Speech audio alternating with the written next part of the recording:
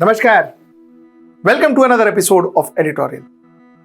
Lot of experts, lot of polls, lot of researchers say that Congress is going to do well in Karnataka.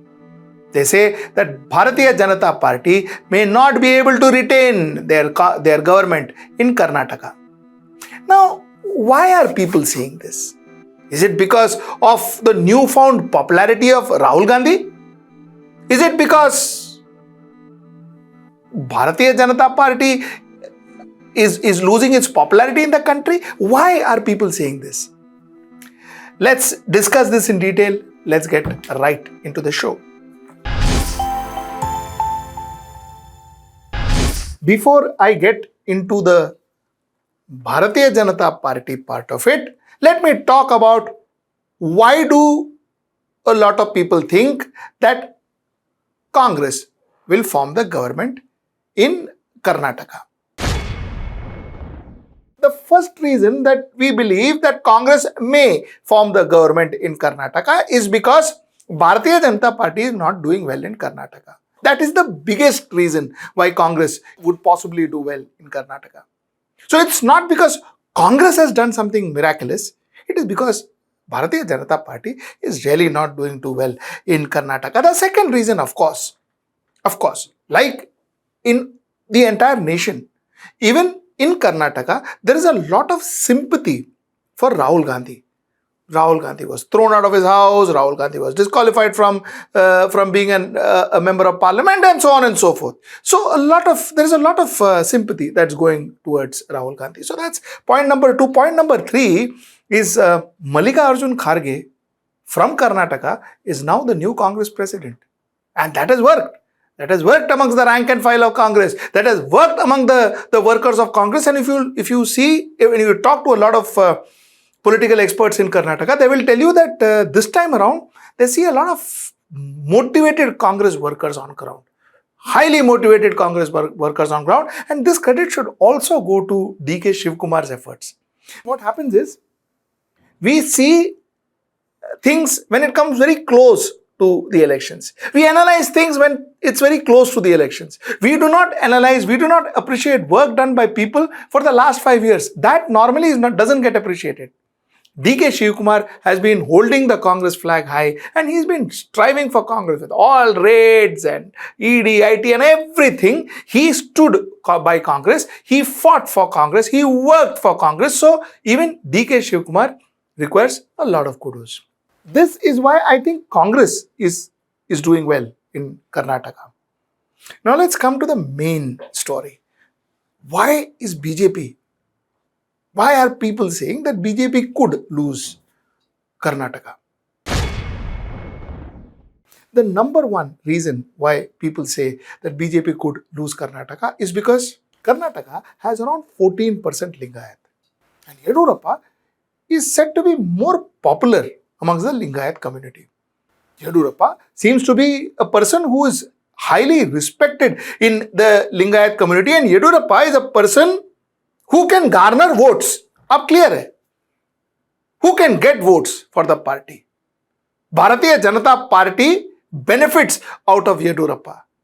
Yediyurappa somehow was not given that credit. Yediyurappa, like a lot of other people, was treated like a spent force, which I think was a major error that the high command of Bharatiya Janata Party did, treating him like Margadarshak. He was not made a Margadarshak, but treating him like one. That costed Bharatiya Janata Party. That ensured that the Lingayat votes moved away from Bharatiya Janata Party, and of course people like Laxman Savadi, Deputy Chief Minister, moving out also added fuel to the fire. Where Bommai is also a Lingayat leader. One doesn't deny that. But nowhere close to the clout that what Yediyurappa has. So the first thing that Bharatiya Janata Party lost is they lost out when Yediyurappa, he is still with Bharatiya Janata Party. Yediyurappa is still with Bharatiya Janata Party. But he is now in the cusp. He's there, he's not there. He wants to do it, he doesn't want to do it. So technically speaking, he is not batting his freestyle. He is very reserved. He is waiting and watching. He watches the ball properly and then he feels he'll touch, otherwise he'll let it go. So that is the way he's doing it. So the point is, they don't have 100% of Yediyurappa. That's the problem number one. Problem number two is defection. You see, defection has become the new normal in Indian politics. So when Bharatiya Janata Party is going to win, like in Gujarat, a whole host of leaders walks into Bharatiya Janata Party from Congress and from other parties. When Congress is going to win in a particular state, a whole host or expected to win, I'm not saying going to win, but expected to win a particular state, a whole host of leaders walks away from one party to another. For instance, what am I talking about? I'm talking about people like Jagadish Shettar, who was a former Chief Minister of Karnataka. He was a senior BJP leader. I'm talking about people like Laxman Savadi, again, Deputy CM of Bharatiya Janata Party government. Now they say that chances are Congress will win, so they're moving to Congress. I will go into detail on this one, but the second reason why possibly Bharatiya Janata Party may lose in Karnataka is because of defection, people moving. Humongous amount of corruption charges. You see, I have never seen people talk about corruption so vehemently like I see it now. And I'm not even talking about political circles and all that. I talk about corporate circles. I talk to my friends in the corporate. The corruption that they talk about in the government today is phenomenal, is amazing. Now, whether that is true, wrong, otherwise, whether it is same as before or it is less than before, it is more than before, all that statistics I will not go through, but the fact remains that according to people's mind, people's imagery, and which is what technically matters, corruption has grown multifolds in Karnataka. Humongous amount of anti-incumbency. No great administrative decisions. No great decisions whatsoever. Nothing big happened in Karnataka in the last 5 years. Nothing big happened in Karnataka. Karnataka was in news for hijab and halal and all of that, which was not technically what Karnataka was a decade back. Karnataka was in the news for being that new upcoming city of India, the new happening metro of India. That was what Karnataka and Bangalore was known for. And Bangalore was a place where it was a go-to place at one point in time. It was building itself up as a IT hub at one point in time. All that was not in the news now. There were leaders, young men and all who are talking about hijab, halal and, communal Hindutva, all that happened. Which to a certain extent, the people of Karnataka took. But after that, they said, "Arey, ye kya? Sirf ye? It's only this." So, there was a huge amount of anti-incumbency. There is huge amount of anti-incumbency. Okay, secondly, poor infrastructure.